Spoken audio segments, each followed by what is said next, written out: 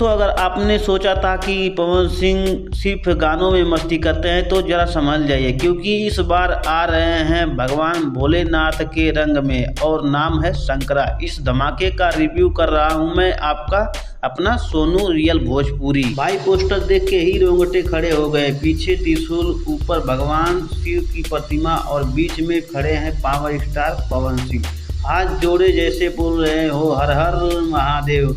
गणेश आचार्य जी की डायरेक्शन और RD music की प्रेजेंटेशन, मतलब डांस, एक्शन और डिवोशन का तिहरा टरका।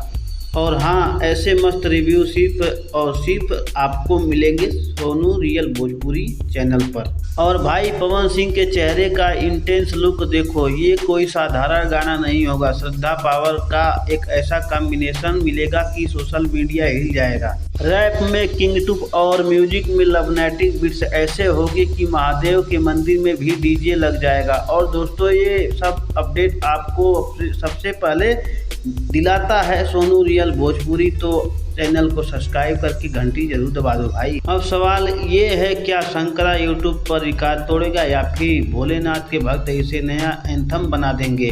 तो कमेंट में हर हर महादेव लिखो और बताओ कि पवन सिंह का ये अवतार कैसा लगा। और ऐसे ही ज़बरदस्त रिव्यू और भोजपुरी दुनिया की ताज़ा खबरें के लिए जुड़े रहो सोनू रियल भोजपुरी चैनल के साथ।